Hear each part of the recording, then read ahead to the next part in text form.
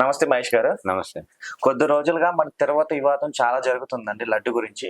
రీసెంట్‌గా కొన్ని ఫోటోలు, వీడియోస్ ఇక్కడి నుంచి మేము తిరుపతిలో స్వచ్ఛమైన నెయ్యి రీసెంట్‌గా కూడా టీడీపీ గవర్నమెంట్ దీనికోసం శాంతి యాగం జరిపించారు. సో, ఈ రోజే జరిగిందది. సో, దీన్ని మనం ఎలా చూడొచ్చండి? చంద్రబాబు నాయుడు నిన్న బయటిచ్చారు. అపవిత్రం అయిపోయింది తిరుమల.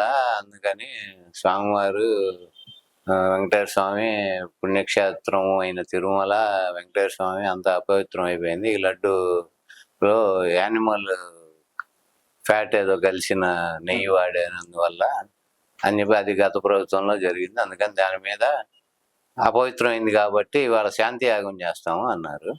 మామూలుగా తిరుమలలో ప్రతి 6 నెలలకు ఒకసారి పవిత్రోత్సవాలని చేస్తారు. సహజంగా అసలు ఓకే. పవిత్రోత్సవాలని ఎందుకు చేస్తారంటే ఇంతమంది భక్తులు వచ్చి పోవటం ఈ జరిగే క్రమంలో ఎక్కడైనా ఒక అపచారమో లేకపోతే ఏదైనా ఒక మైలు కానీ ఇంకోటి కానీ ఏదైనా జరగటం అవకాశం ఉంది కాబట్టి, ఎందుకంటే ఇన్ని లక్షల మంది వస్తారు కాబట్టి వాళ్ళు పవిత్రోత్సవాలు రెగ్యులర్గా చేస్తూ ఉంటారు. అది కంటిన్యూ ప్రాసెస్. అది పుణ్యక్షేత్రాల్లో చాలా చోట్ల కూడా చేస్తారు. ఓకే. వాళ్ళు ఇదేంటంటే శాంతి యాగానికి అపవిత్రతకి సంబంధం ఏమి ఉండదు.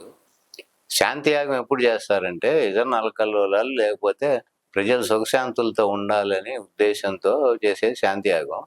దీనికి దానికి లింకు పెట్టి ఏదో శాంతి యాగం అని అది చేస్తున్నాడు. కానీ దీనికి సంబంధం సరే చేస్తే మంచిదే ఒక రకంగా.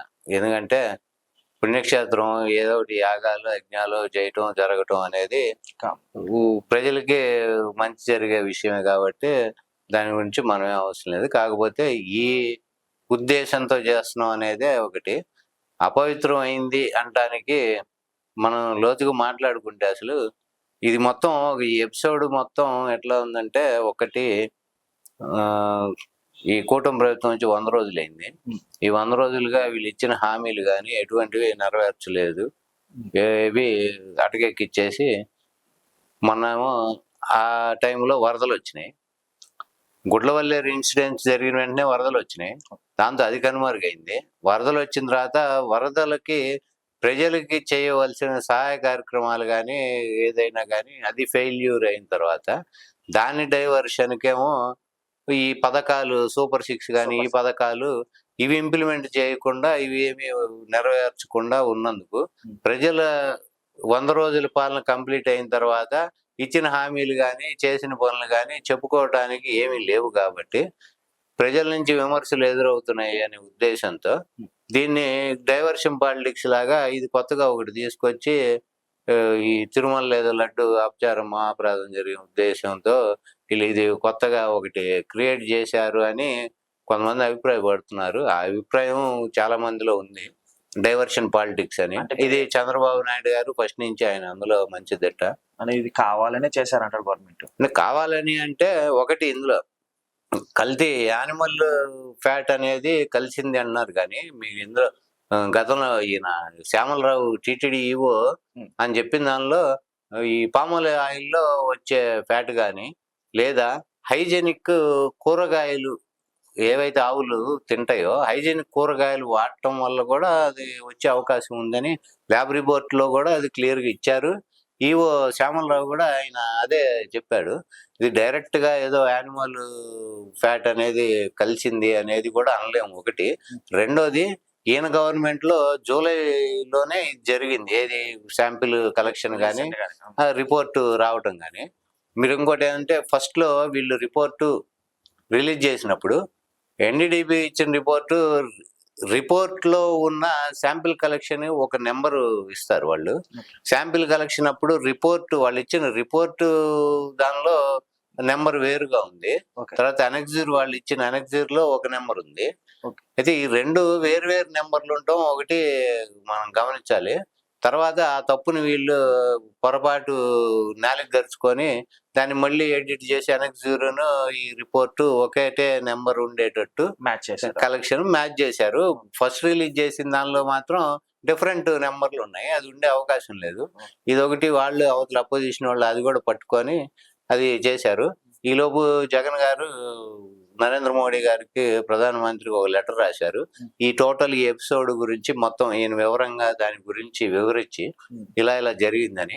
నందిని ఇప్పుడు ఏదైతే నందిని డైరీ 2015 నుంచి 18 వరకు నందిని డైరీని చంద్రబాబు నాయుడు గారే బ్యాన్ చేశారు. ఓకే, బెంగళూరులో అది మన కర్ణాటక డైరీ ఇది. అది గవర్నమెంట్ కింద ఉన్న కర్ణాటక గవర్నమెంట్ కి సంబంధించిన డైరీ అది. దాన్నే ఈ నందిని అనేది. దీన్ని 15 నుంచి 18 3 సంవత్సరాలు చంద్రబాబు నాయుడు గారే దాన్ని బ్యాన్ చేశారు. మళ్ళీ ఇప్పుడు దాన్ని మేము వాడుతున్నాం అని ఇప్పుడు రీసెంట్ గా నిన్న మొన్న నందిని డైరీ వాడుతున్నాం అని చెప్పి రిలీజ్ చేశారు. ఇంకొకటి శాంపిల్ వచ్చేప్పటికి 3 శాంపిల్స్, ఒక ట్యాంకర్ నుంచి 3 శాంపిల్స్ తీసి వాళ్ళు పంపిస్తారు. అది అయిన తర్వాతే లోపలికి వస్తాయి. ప్యూరిటీ చెక్ కానీ ఏదైనా ఇవన్నీ అయిన తర్వాత వచ్చిన తర్వాత మళ్ళీ దాన్ని శాంపిల్కి పంపించిన తర్వాత ఇవి జరిగినాయి. ఈ మధ్యలో ఏమన్నా జరుగుండొచ్చు. ఆ మధ్యలో ఉన్న సీసీ ఫుటేజీలు కానీ లేకపోతే అక్కడున్న ఆ సిబ్బంది అక్కడి నుంచి పోటు లడ్డు పోటు అంటారు తయారు చేసి ఇక్కడ వరకు వచ్చిన దానిలో ఈ మధ్యలో ఉన్న ఎంప్లాయీస్ ఎవరెవరు వాళ్ళ ప్రేమే ఉంది కానీ ఎవరిదన్నా ఉంటే లేకపోతే నిజంగానే కల్తీ నెయ్యి ఏమన్నా వచ్చిందా, ఇవన్నీ ఏంటంటే ఒక సమగ్రం రిపోర్ట్ కానీ రిజిస్టర్ కానీ సీసీ కెమెరాలు కానీ ఇవన్నీ గమనించి చూస్తే క్లియర్ గా అర్థం అవుతుంది అనేది అందరూ అభిప్రాయపడుతున్నారు. అది ఏంటంటే ఒక ట్రాన్స్పరెన్సీ ఉండాలంటే ఇవన్నీ జరగాలి. ఇవేమీ చేయట్లేదు వీళ్ళు. ఇప్పుడు ఇవేమి చేయకుండా అక్కడ ఉన్న ఎంప్లాయీస్ మీద కానీ లేకపోతే మిగతా ఎవరి మీద యాక్షన్ కానీ ఎటువంటి తీసుకోకుండా ఒక నిజ నిర్ధారణ కమిటీ కూడా గవర్నమెంట్ వేయచ్చు దాని మీద. అది వేయకుండా వీళ్ళేగను ఊరిగా ఒక బురద జల్లి వాళ్ళు చేశారు అని చెప్పి ఇక్కడ ఏంటంటే కమ్యూనల్ ఒక ఇది తీసుకొచ్చి కమ్యూనల్ గా రిలీజియస్ హిందూ మనోభావాలు వాళ్ళతో ఒక గేమ్ స్టార్ట్ చేసుకొని వీళ్ళ వైఫల్యాన్ని కప్పుపుచ్చుకునేట్టు చేస్తున్నారు అనేది కొంతమంది ప్రజల అభిప్రాయంగా ఉంది. ఇప్పుడు రీసెంట్ మనం చూసుకుంటే మొన్న 19వ తారీఖు అంటే వాళ్ళ ఒక 4 రోజుల క్రితం ఖమ్మంలో ఒక ఆమె పద్మావతి గారిని ఒక ఆమె తిరుపతి వెళ్ళి దర్శనానికి వెళ్ళారు. ఆమె అది లడ్డు ప్రసాదం కొనుక్కొని బంధువులకో ఇంటి దగ్గర వాళ్ళకి ప్రసాదం లడ్డు మనం తెచ్చిస్తాం సహజంగా తిరుపతి వెళ్ళి వచ్చిన వాళ్ళు. అట్లా లడ్డు తీసుకొని వచ్చి ఆ ప్రసాదం పంచుదామని తీస్తే ఆ లడ్డూలో అంబరు పాన్బరాగ్ ఉంటుంది గుట్కా, ఆ ప్యాకెట్ ఉంది అందులో. అంటే వాడేసి ఎవరు రేపరు పడేస్తారు కదా, అది అందులో వచ్చింది. మరి ఇది ఎవడు వైఫల్యం అనుకోవాలి? మరి దీనికి చంద్రబాబు నాయుడు గారి బాధ్యత వహించాలా?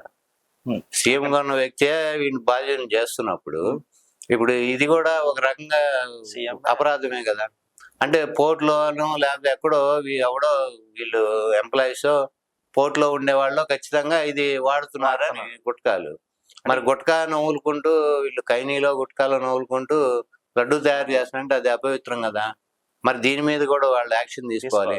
దీనికి బాధ్యత ఎవరు వహించాలి? చంద్రబాబు నాయుడు గారు వహించాలి. ఎందుకంటే డైరెక్ట్ గా ఈ కల్తీ ఏదో జరిగిందని చెప్తున్నప్పుడు జగన్ ని బాధ్యత చేసినప్పుడు ఇప్పుడు దీనికి కూడా బాధ్యత చంద్రబాబు వహించాలి.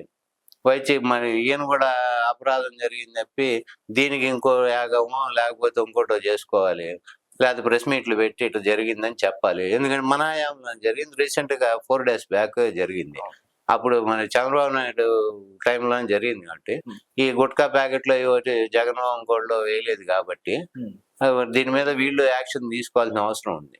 ఓకే మహేష్ గారు, థ్యాంక్ యూ. నమస్తే.